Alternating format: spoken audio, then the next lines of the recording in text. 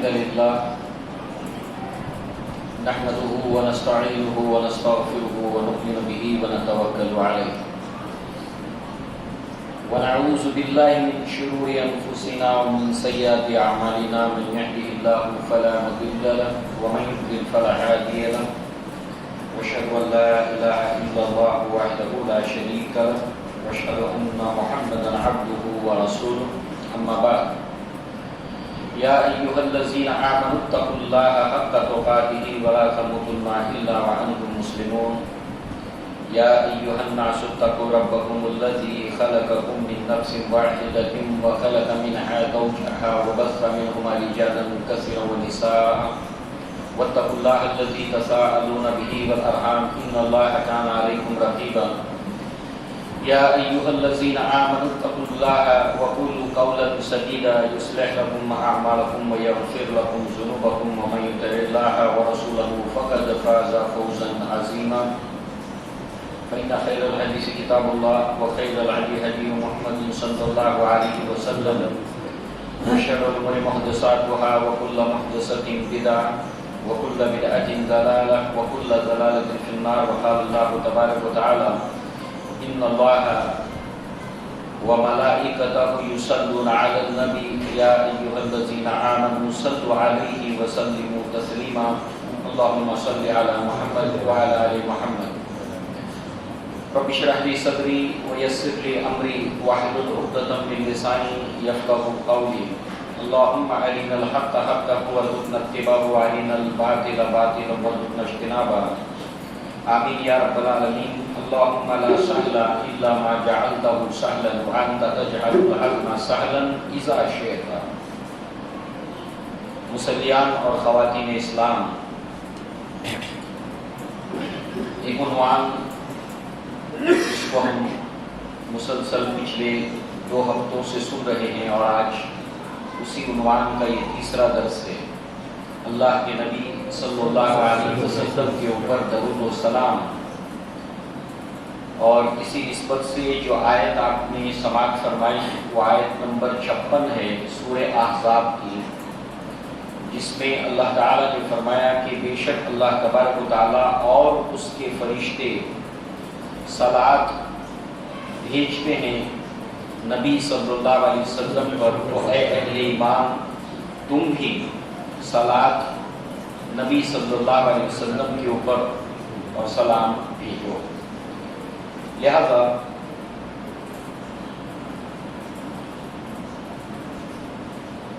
اس آیت اور اس عنوان کی تفصیلات میں جانے سے پہلے پہلی بات تو یہ ہے کہ آج جو عنوان ہم سنیں گے درود و سلام ہی سے متعلق عنوان، مگر آج کے درس میں ہم انشاءاللہ اللہ تبارک و تعالیٰ کے کلام کے اوپر اسلاف نے جو کچھ غور و فکر کیا اور اس آیت کے اندر جو اللہ تعالیٰ کا حکم ہے، اس آیت کے اندر جو غوطہ زنی کی اسلاف نے،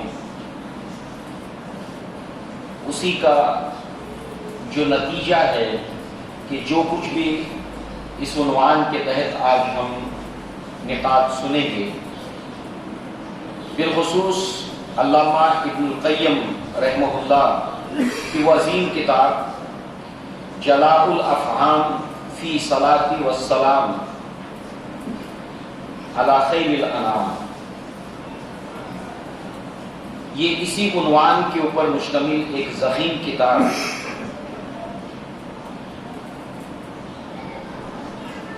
ان تمام کا خلاصہ اور نچوڑ ایک مختصر انداز میں ہم اپنے سامنے رکھیں گے. مقصد اس کا یہ ہے کہ اللہ کے نبی کے اوپر صلات یعنی درود پڑھنے کو لے کر ہمارا ایک خاص شغف، ہمارے اندر ایک شوق پیدا ہو اور ہے تو مزید بڑھ جائے. بالخصوص رمضان المبارک کا مہینہ ہمارے پیش نظر ہے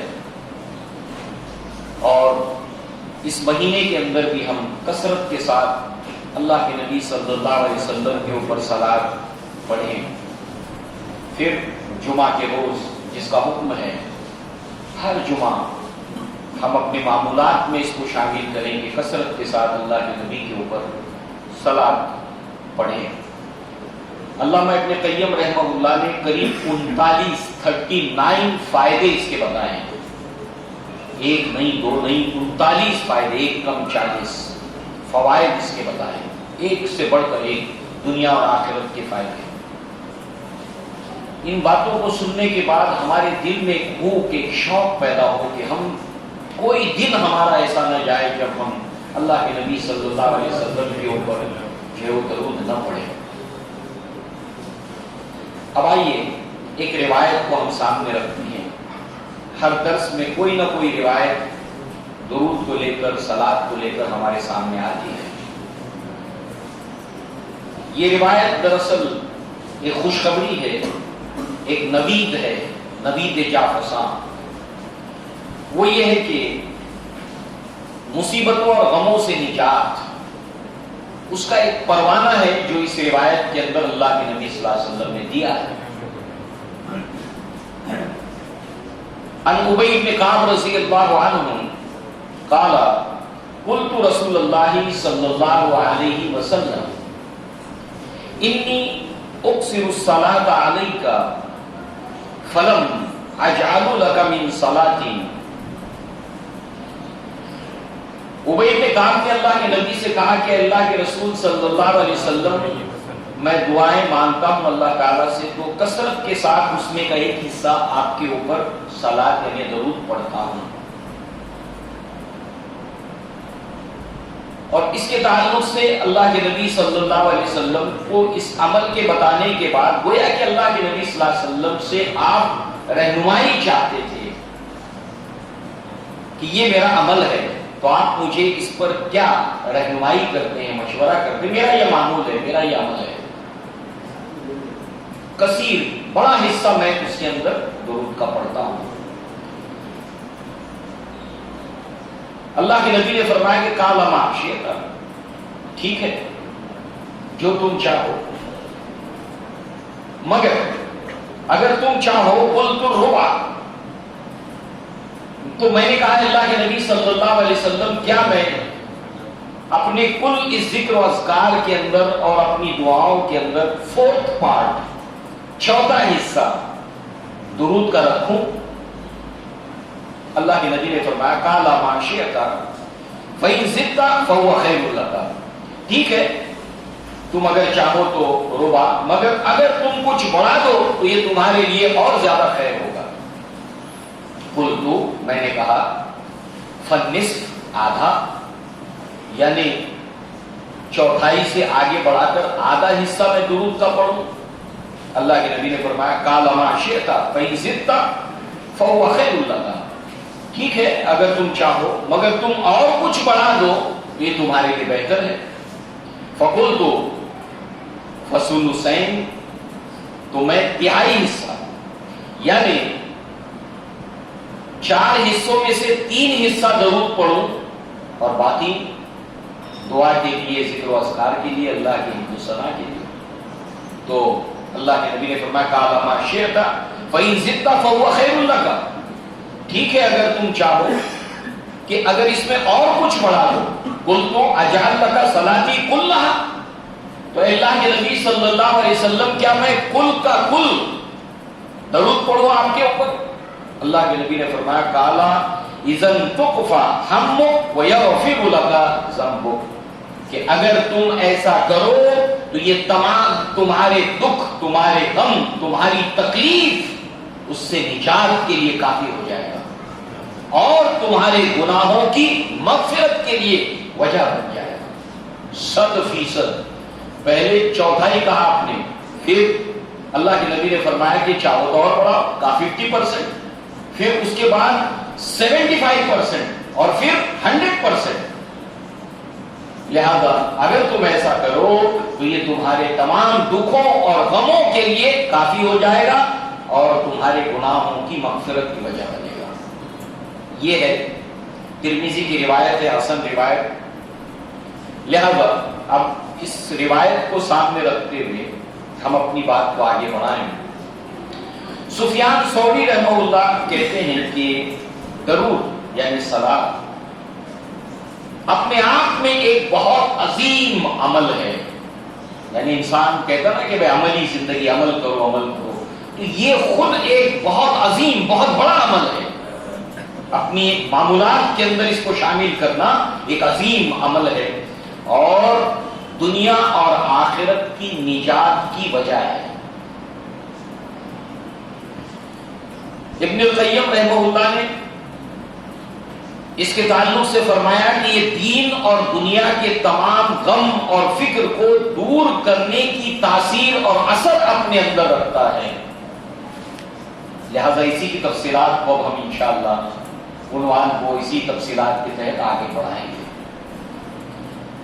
اور اس کے لیے ہم اپنے سامنے درود کا جو حصہ رکھیں گے وہ ہے درود ابراہیم. گویا کہ قرآن مجید کی سورہ احزاب کی یہ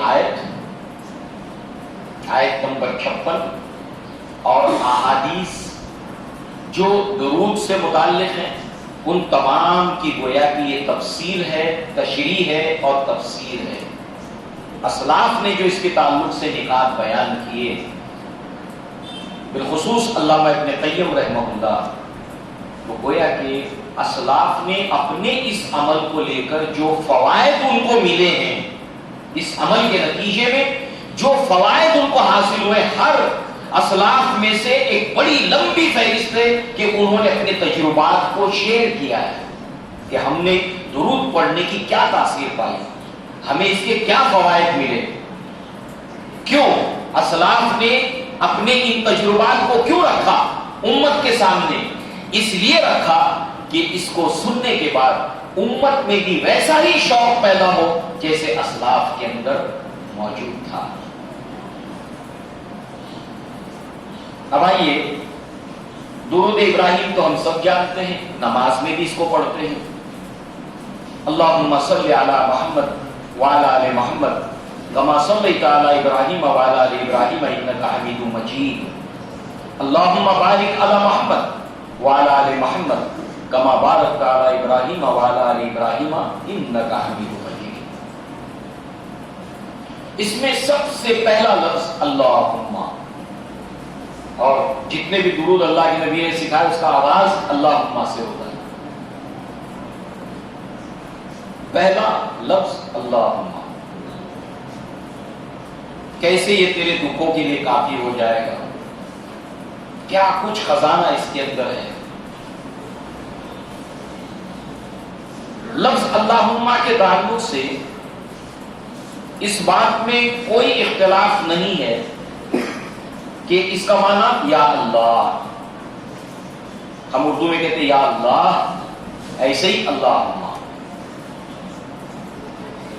اور اس کا درست استعمال اللہم کا یہ ہے کہ جب یہ لفظ لایا جائے اپنی دعا میں تو اس کے بعد کوئی نہ کوئی طلب، اپنی خواہش اللہ کے سامنے رکھی جائے، کوئی سوال کوئی دعا اللہ سے مانگی جائے. جتنے بھی اللہم آپ کو ملیں گے اس کے بعد کوئی طلب، کوئی خواہش، کوئی دعا ہے. لہذا اس اعتبار سے یوں کہنا کہ اللہم غفور رحیم یہ غلط ہے. اللہ کے دو اسماء ہیں غفور اور رحیم، تو اے اللہ تو غفور اور رحیم ہے. اللہم کے بعد غفور اور رحیم کہنا سوال نہیں ہے، اس میں کوئی دعا نہیں مانگی گئی ہے. لہذا صحیح استعمال کیا ہے؟ اللہم اغفر لی وارحمنی، اے اللہ میری مغفرت فرما، مجھ پر رحم فرما. یعنی خلاصہ کلام یہ ہے کہ جب بھی اللہم آئے گا تو اس کے بعد کوئی طلب، کوئی خواہش، کوئی دعا، اللہ تعالیٰ کے سامنے کوئی سوال رکھا جائے گا. مطلب کیا بنا کہ درود جو ہم پڑھتے ہیں، صلاۃ جو ہم پڑھتے ہیں، اس کا آغاز اللہم سے جب ہوتا ہے، اس کا مطلب یہ ہے کہ اس کے بعد کوئی طلب ہے، کوئی دعا ہے، کوئی خواہش ہے جو اللہ کے سامنے رکھی گئی ہے.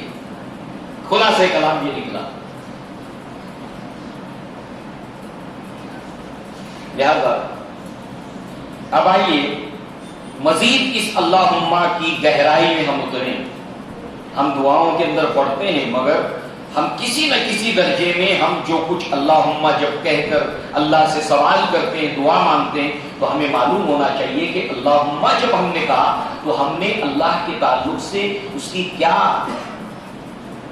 کس طرح سے ہم نے جب اللہم کہا تو اس کے اندر ہم نے کیا کچھ کہا ہے، اس کا ایک شعور، اس کا ایک سینس ہمیں ہونا چاہیے کہ شعور کے ساتھ ہم کہیں اللہم، ہمیں معلوم بھی ہو کہ ہم کیا کہہ رہے ہیں. اس کے اندر اختلاف اس میں بھی نہیں ہے کہ اس کے اندر اللہم کے اندر آخر میں میم مشدد آیا ہے. آخر میں جو میم ہے اس کے اوپر تشدید ہے، یعنی میم مشدد. آخر میں جو میم ہے اس کے اوپر تشدید ہے، یعنی میم مشدد، وہ میم جس کے اوپر تشدید ہو. نون مشدد، وہ نون جس کے اوپر تشدید ہو. لہذا میم مشدد ہے اللہم. اور یہ جو میم کا لفظ آتا ہے، جو حرف ہے، جب اس کو ادا کیا جاتا ہے زبان سے میم کو، تو دونوں ہونٹوں کا اتصال ہوتا ہے. میم دونوں ہونٹ مل جاتے ہیں. کیا کچھ دیکھیے شرح بیان کیا اسلاف نے، ہمارے لیے کتنی محنت کی، اپنی اخروی نجات کے لیے کس قدر محنت کی، یہ سوچ کر کہ ہمارا یہ علم جو ہم چھوڑ جا رہے ہیں ہمارے لیے ثواب جاریہ کی وجہ بنے. جب تک کہ لوگ اس دیے ہوئے علم سے، اس شرح سے فائدہ اٹھاتے رہے، تو اسلاف سے حسن ظن کا، ان کی خیر خواہی کا ایک طریقہ یہ بھی ہے کہ ہم جو کچھ ان سے سیکھیں اس کے اوپر عمل کریں، تاکہ ہمارے ان اسلاف کو اس کا اجر و ثواب ملتا رہے. تو جب میم کا لفظ ادا کیا جاتا ہے تو دونوں ہونٹوں کا اتصال ہوتا ہے. جب کبھی بھی میم آئے گا دونوں ہونٹ مل جائیں گے. جیسے ہم کہتے ہیں محمد صلی اللہ علیہ وسلم، دیکھیے مل جاتے ہو. اور عربوں کے اندر اسی لیے میم کے ذریعے سے جو میم جو حرف ہے ادا کرنے میں یا لکھنے میں، یہ جمع کے مفہوم کی علامت سمجھا جاتا ہے. عربی زبان میں ایک ہوتا ہے واحد، سنگولر. دھیان سے سنیے، بعد میں آسانی ہوگی. ابھی تھوڑا سا ہم دھیرے چل رہے ہیں تاکہ یہ مضمون بیٹھ جائے ذہن میں. یہ حرف جو ہے وہ اس سے علامت کے طور پر کہ جب بھی یہ لفظ آئے گا عربی حروف تہجی کا، تو اس کے اندر یہ علامت ہے، یہ سگنل ہے کہ اس کے اندر جمع کا پہلو ہے.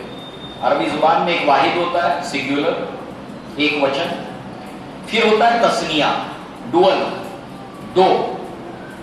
اب اردو زبان میں ایک سے زائد ہو گیا تو جمع، انگریزی میں ایک سے زائد ہو گیا پلورل، اور عربی میں واحد، اس کے بعد تثنیہ دو، اور پھر اس کے بعد جمع، دو سے زائد ہو تو.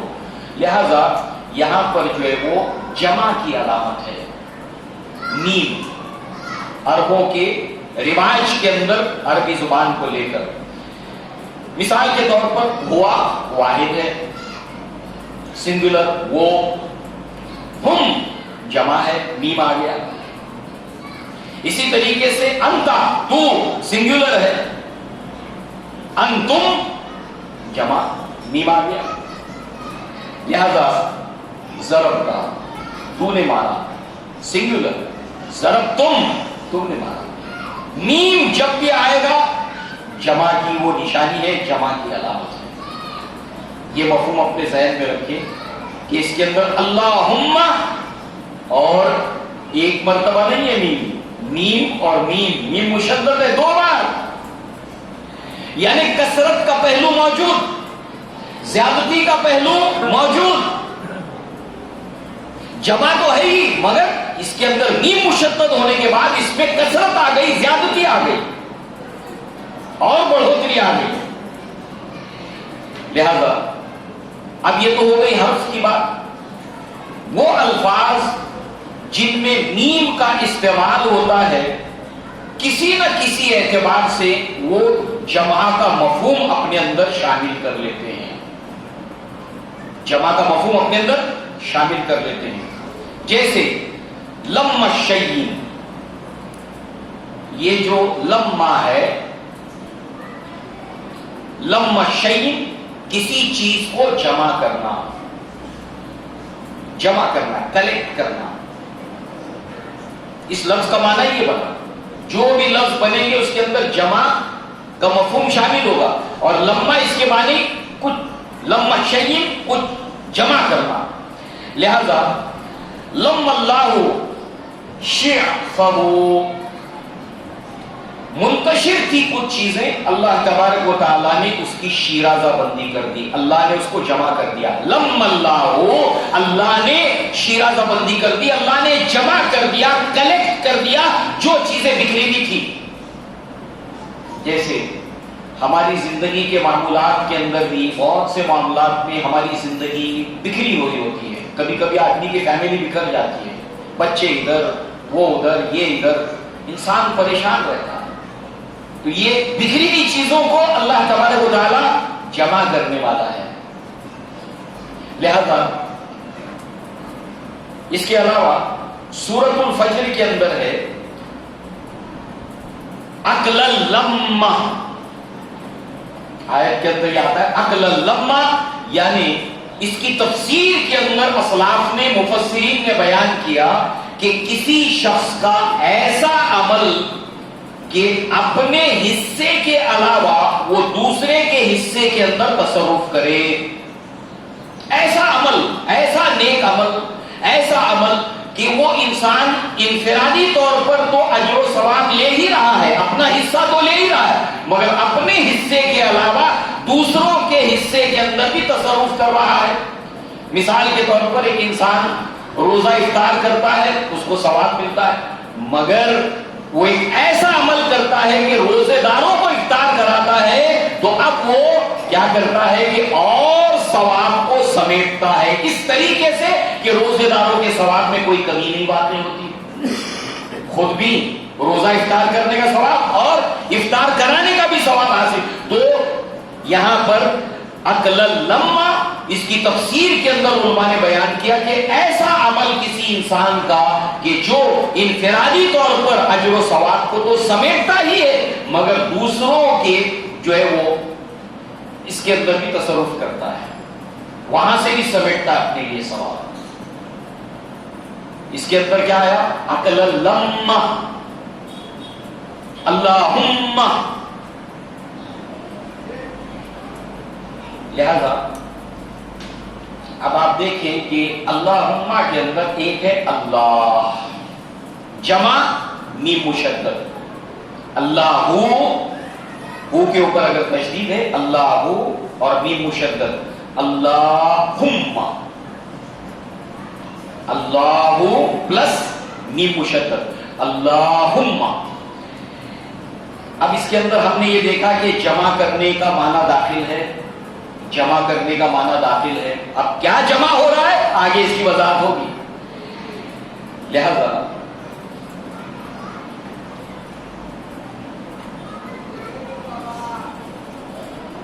اللہ تبارک و تعالیٰ کے اس نام کے ساتھ ہم سوال کرتے ہیں اللہ، اللہم، یا اللہ. ہم اپنی زبان میں، مادری زبان میں جب دعا کرتے ہیں تو کیا کرتے ہیں؟ اے اللہ. تو اللہ تعالیٰ کا یہ وہ نام ہے کہ اس نام سے لے کر ہم اللہ سے دعا مانگتے ہیں. ہم سب کا تجربہ ہے، ہم سب ایسے ہی کرتے ہیں، اے اللہ میری مدد فرما، اے اللہ میری مشکل کو دور کر دے. اللہ کا یہ نام اللہ، جس کے حوالے سے اس اسم کے ساتھ ہم اللہ تعالیٰ سے دعا مانگتے ہیں، سوال کرتے ہیں، اپنی حاجت رکھتے ہیں. اور جو اسماء حسنہ و صفات عالیہ اپنے اندر سموئے ہوئے ہیں، جو نام اللہ کے دوسرے اسماء، اس کی صفات عالیہ، بلند صفات جو اپنے اندر سموئے ہوئے ہیں، یہ ہے اللہ کا نام اللہ. لہذا گویا کہ جب بندہ اللہ کہہ کر پکارتا ہے تو گویا کہ اللہ کے اسماء الحسنی اور اس کے صفات عالیہ بلند صفات کے حوالے سے اللہ کو پکارتا ہے۔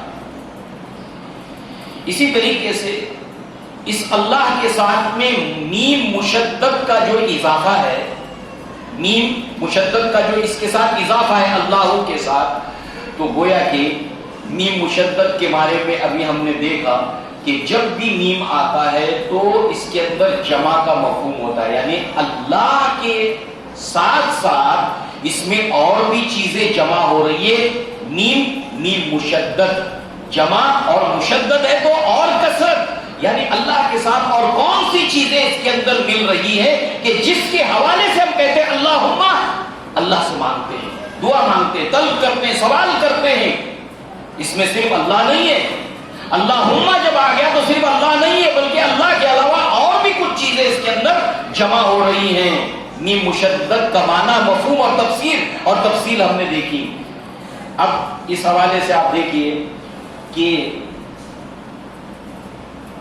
جب ہم اللہم کہتے ہیں تو اس کے اندر اور جو چیزیں شامل ہوتی ہیں وہ دراصل اللہ تبارک و تعالیٰ کی تمام کے تمام اسماء، اس کے صفات بلند عالیہ، وہ سب اس کے اندر اللہم کے اندر سمٹ کر جمع ہو جاتے ہیں۔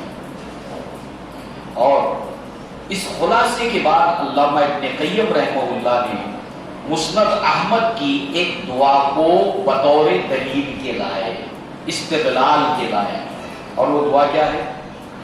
اب یہ سب ڈیٹیل جو تفصیل ہم نے سنی ہے، ان تفصیل کے ساتھ اب اس دعا کو اس کے اندر جو ہے وہ اپنے سامنے رکھیں۔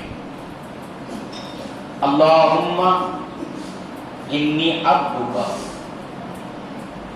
ابن عبدک ابن اماتک ناصیتی بیدک ماضٍ فیہا حکمک عدل فیہا قضاؤک اسألک بکل اسم وَلَكَ سَمَّيْتَ بِهِ نَفْسَكَ أَوْ أَنزَلْتَهُ فِي كِتَابِكَ أَوْ عَلَّمْتَهُ أَحَدًا مِنْ خَلْقِكَ أَوْ اسْتَأْثَرْتَ بِهِ فِي عِلْمِ الْغَيْبِ عِندَكَ أَن تَجْعَلَ الْقُرْآنَ رَبِيعَ قَلْبِي وَنُورَ صَدْرِي وَجِلَاءَ حُزْنِي وَذِهَابَ ہمی۔ اس کا ترجمہ کیا ہے؟ اللہم انی عبدک، اے اللہ میں تیرا بندہ ہوں، ابن عبدک تیرے بندے کا بیٹا ہوں، ابن اماتک تیری بندی کا بیٹا ہوں، ناصیتی بیدک میری پیشانی تیری مٹھی میں ہے۔ کنٹرول ہم سب پر کامل کنٹرول ہے اللہ تعالیٰ کا، مکمل کنٹرول ہے، ذرہ برابر کوئی انسان اس کے کنٹرول سے باہر نہیں۔ ایک اور دعا ملتی ہے ہمیں اللہ کے نبی کی، اللہم خذنی الی الخیر بالناصیہ، اے اللہ میری پیشانی کے سے تو مجھے سیدھے راستے پر لے چل، سیدھی راہ پر لے چل۔ پیشانی جیسے کسی کے بالوں کو پکڑا جائے مضبوطی سے اور اس کو جس طرف چاہے لے جایا جائے، تو اے اللہ مجھے سیدھے راستے کے اوپر، تو میری پیشانی تیری مٹھی میں ہے، مکمل مجھ پر کنٹرول۔ ناصیتی بیدک ماضٍ فیہا حکمک، اور میرے بارے میں تیرا فیصلہ حق ہے، عدل فیہا قضاؤک، اور اے اللہ تو جو کچھ بھی میرے بارے میں فیصلہ کر دے وہ عدل ہے، وہ انصاف ہے، وہ جسٹس ہے۔ وہ انسان جو یہ جملہ استعمال کرتا ہے میں نے کسی کا کیا بگاڑا، میرے ہی ساتھ ایسا ہونا تھا، اس کو یہ لفظ سامنے رکھنا چاہیے عدل فی قضاء کا، جو کچھ میرے ساتھ ہوا، ہو رہا ہے اور ہوگا، اللہ کا انصاف ہے، وہ عدل ہے۔ عدل فی قضاء کا۔ اب آگے دیکھیں، اسالو کا، میں تجھ سے سوال کرتا ہوں، بکل اسم، ان تمام تیرے ناموں کے واسطے سے۔ آغاز کہاں سے ہوا؟ اللہم۔ اب یہ دعا کیا کہہ رہی ہے؟ میں نے تیرے تمام ناموں کے واسطے سے تجھ سے دعا کی، تجھ سے دعا مانگی، دعا مانگتا ہوں۔ بکل اسم وَلَكَ سَمَّيْتَ بِهِ نَفْسَكَ، جن جن ناموں سے تو نے اپنے آپ کو پکارا ہے۔ اب یہاں تھوڑا رک جائیے، اللہم ہم پڑھتے ہیں، سمجھیے بات کو، ہم اللہم جب کہتے ہیں تو کیا کہتے ہیں؟ جن جن ناموں سے اے اللہ تو نے اپنے آپ کو پکارا ہے۔ اب اللہ نے کن کن ناموں سے اپنے آپ کو پکارا ہے، یہ سوائے اللہ تعالیٰ کے اور کوئی جانتا ہے؟ نہیں جانتا، کوئی نہیں جانتا۔ ایک نتیجہ یہ نکلا۔ دوسرا نتیجہ کیا نکلا؟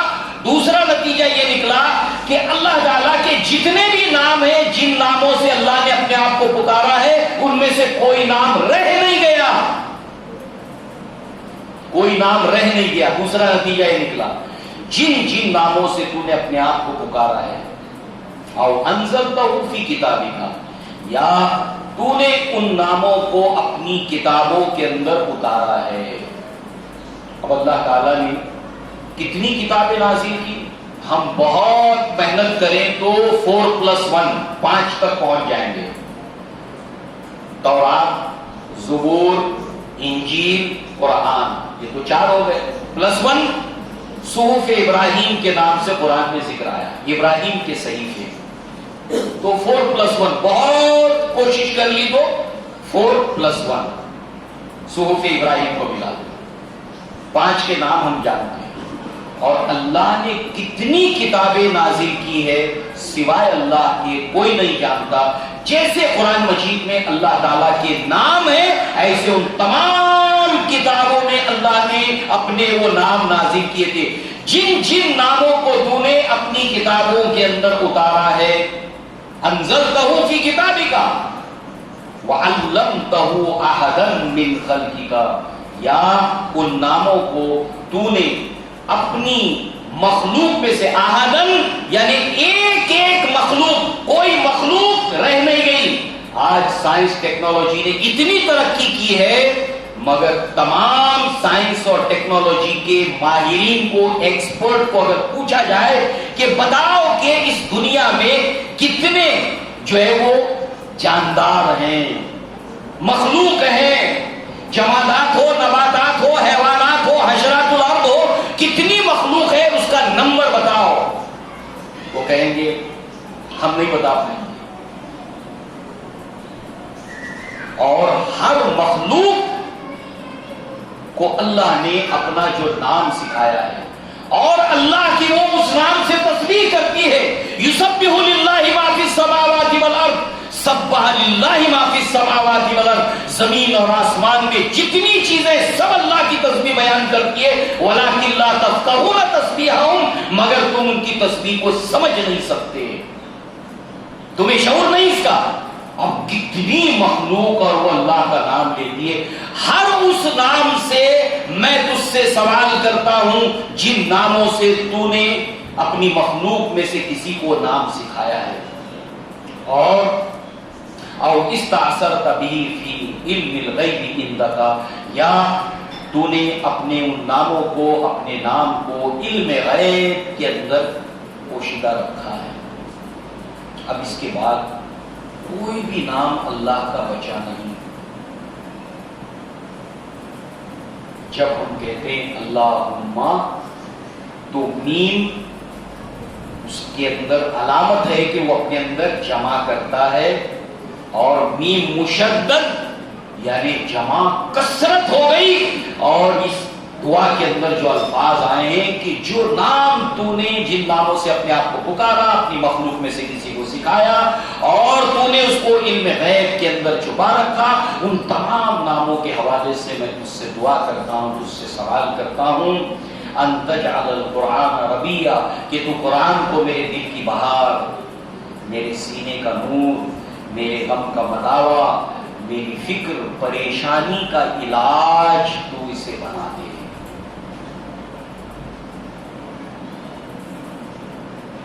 لہذا جہاں پر ہم اللہ کے نبی صلی اللہ علیہ وسلم کے اوپر درود پڑھیں گے، کثرت کے ساتھ میں اپنے معمولات میں شامل کریں گے، جمعہ کے روز، رمضان المبارک میں بالخصوص، وہاں پر اگر ہم اس دعا کو بھی یاد کر لیں، اور یاد کرنے سے پہلے ہماری کوشش یہ ہونی چاہیے کہ ہم اللہ کے نبی کی مسنون دعاؤں کو اپنی دعاؤں کا حصہ بنائیں، کیونکہ بہت جامع ہیں، ہمارے پاس وہ الفاظ نہیں ہوتے۔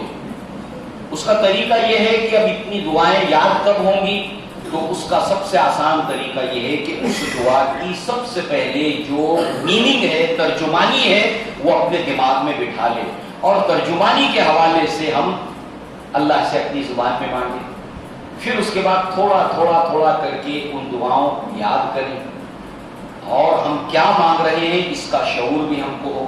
تو اب اس دعا کے اندر قرآن کے تعلق سے بھی کہا گیا ہے، اور قرآن مجید شہر رمضان الذی انزل فیہ القرآن ھدی للناس بینات من الھدی والفرقان، تو قرآن کے ساتھ رمضان کے مہینے میں ہماری خاص وابستگی ہو جاتی ہے، اور پھر اللہ کے نبی کے اوپر درود، اللہ کے نبی کے اوپر صلاۃ، اور اس کے ساتھ ساتھ یہ دعا۔ لہذا جو ہے وہ آپ دیکھیے کہ ابی بن کعب سے اللہ کے نبی نے کیا کہا کہ اللہ کے نبی، میں اپنی دعاؤں کے اندر جو ایک حصہ ہے کثیر جو درود کا رکھتا ہوں۔ اللہ کے نبی نے فرمایا کہ ٹھیک ہے، اگر تم چاہو تو اس کو بڑھا دو، تو آپ نے کہا ربع، فورتھ، 25%، 100% میں سے، کہا کہ ٹھیک ہے، اگر تم چاہو تو اور بڑھا دو۔ اللہ کے ابی بن کعب نے کہا کہ 50%۔ اللہ کے نبی صلی اللہ علیہ وسلم نے فرمایا کہ ٹھیک ہے، اگر تم چاہو تو اور بڑھا دو۔ آپ نے فرمایا ثلثین، یعنی کہ 75%۔ اس کے بعد میں کہا کہ ٹھیک ہے، اگر تم چاہو تو اور بڑھا دو۔ تو کہا کہ اللہ کے نبی، میں کل کا کل اگر یہ پڑھ دوں، تو اللہ کے نبی نے فرمایا تو کفا ہم، کہ یہ کافی ہو جائے گا تیرے غم کے لیے۔ اور اس دعا میں کیا آیا؟ وَجِلَاءَ حُزْنِي وَذِهَابَ ہَمِّي، اور اس دعا میں کیا ہے؟ تو کفا ہمی وذہابا ہمی، میرے تمام غموں کا، فکر کا، پریشانی کا، اسٹریس کا جو دماغ میں چل رہی ہے، جو حزن و ملال دل میں چل رہا ہے، بوجھ ہے دل کے اوپر، ان سب کو دھو ڈال، صاف کر دے، ایک فریش مائنڈ، ایک فریش دل مجھے عطا ہو، صاف ستھرا دماغ، وداؤٹ کسی اسٹریس کے، وداؤٹ کسی ٹینشن کے، اور ایک صاف ستھرا دل جس کے اندر کوئی غم کے بادل نہ ہو، پیسفل، پرسکون۔ لہذا جو ہے وہ یہ ہے اللہم کا معنی، اس کے اندر تمام اللہ تعالیٰ کے نام سمٹ کر جمع ہو جاتے ہیں، کوئی نام باقی نہیں رہتا۔ تو جب ہم دعا مانگتے ہیں، اللہم کہتے ہیں، تو یہ مفہوم ہمارے ذہن میں ہو۔ اللہ تعالیٰ نے قرآن میں حکم دیا کہ اللہ سے دعا مانگو اس کے اسماء الحسنی کے وسیلے سے، اور اللہم جب ہم کہتے ہیں تو اللہ کے سارے ہی ناموں کو اس کے اندر شامل کرتے ہیں۔ اب دو باتوں کا یاد رکھیے، اللہ کے نبی نے ہمیں کیا سکھایا؟ اللہ کے نبی نے ہمیں ایک بات سکھائی کہ اپنی دعاؤں کے اندر ان کلمات کو لازم کرو۔ وہ کلمات کون سے ہیں؟ یا ذوالجلال والاکرام، ان کلمات کو شامل کرو، لازم کرو اپنی دعا کے اندر۔ اور دوسرے، اللہ کے نبی نے فرمایا کہ جو دعا ان الفاظ کے ساتھ مانگی جاتی ہے، جو یونس علیہ السلام کی دعا ہے، لا الہ الا انت سبحانک انی کنت من الظالمین، اور تیسری چیز آج ایڈ کر لے، اللہم، اس کے اندر اللہ کے نام سمٹ کر جمع ہو جاتے ہیں۔ لہذا دعا کیا ہے؟ عبادت ہے۔ الدعاء والعبادہ، اور ہمیں کیوں پیدا کیا گیا ہے؟ وما خلقت الجن والانس الا لیعبدون، ہم نے نہیں پیدا کیا جنوں اور انسانوں کو مگر اپنی عبادت کے لیے۔ ایک انسان تعلیم حاصل کرتا ہے، ڈپلومہ کرتا ہے، ڈگری کرتا ہے، پروفیشنل کورس کرتا ہے، اور پھر اس کے بعد روزی روزگار اس کے ذریعے سے اختیار کرتا ہے، اور پھر اس میں ایکسپرٹ ہوتا جاتا ہے، ماہر ہوتا جاتا ہے، ماہر ہوتا جاتا ہے۔ جتنا اپنے پروفیشن کو لے کر وہ سنجیدہ ہوگا، سیریس ہوگا، اتنا زیادہ اپنے پروفیشن میں شارپنیس لائے گا، پرفیکشن لانے کی کوشش کرے گا۔ ایسے ہی ہمیں عبادت کے لیے پیدا کیا گیا نا، تو ہمیں پوری زندگی اللہ کی کیا کرنی ہے؟ عبادت کرنی ہے۔ تو پھر ہمیں اس کے اندر شارپنیس، اس کے اندر پرفیکشن لانا ہوگا نا۔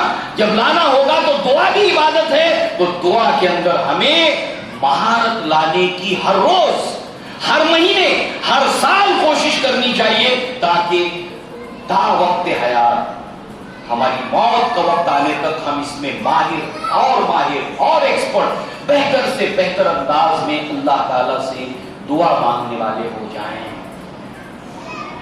اللہ تعالیٰ سے دعا ہے کہ اللہ تعالیٰ ہمیں دین کی سمجھ عطا فرمائے، اللہ تعالیٰ ہمارے ایمان کے اندر گہرائی اور گہرائی پیدا فرمائے، اللہ تعالیٰ ہمیں اپنے پیارے نبی محمد رسول اللہ صلی اللہ علیہ وسلم، صحابہ کرام اور اسلاف نے جو بھی اثاثہ چھوڑا ہے، اللہ تعالیٰ ہمیں توفیق دے کہ ہم اس سے بھرپور فائدہ اٹھائیں اور امت کو بھرپور فائدہ پہنچانے کے لیے جدوجہد کریں، محنت کریں، تاکہ اسلاف کے ساتھ میں جو خیر خواہی، جو تقاضا ہے، انہوں نے احسان ہمارے اوپر کیا اتنی محنت کر کے۔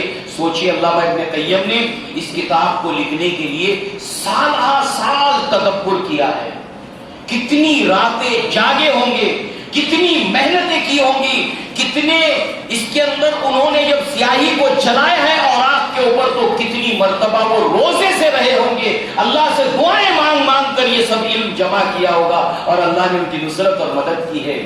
ہمارا کام کیا ہے؟ ہم اس سے فائدہ اٹھائیں تاکہ ان اسلاف کو ثواب جاریہ کے اندر بڑھوتری ہو۔ اللہ تعالیٰ سے دعا ہے کہ اللہ تعالیٰ ان اسلاف پہ اللہ رب العزت درجات کو بلند فرمائے، اللہ رب العزت ان کی قبر کو اللہ تبارک تعالیٰ وسعت عطا فرمائے، قبر کو نور سے بھر دے، اللہ تبارک تعالیٰ ان کے اخروی درجات کو اللہ تعالیٰ بلند فرمائے۔ جتنی دعائیں انہوں نے اپنے لیے مانگی، اپنی امت کے لیے مانگی، اللہ تعالیٰ ان کی دعاؤں کے اندر جو انہوں نے مانگی تھی ہمیں بھی اللہ تعالیٰ شامل فرمائے، اور ان کے حق میں جو ہم دعا کر رہے ہیں اللہ تعالیٰ ہماری دعاؤں کو قبول فرمائے۔ اقول قولی ھذا واستغفر اللہ لی ولکم ولسائر المسلمین والمسلمات وآخر دعوانا ان الحمد للہ رب العالمین۔ السلام علیکم ورحمۃ اللہ وبرکاتہ۔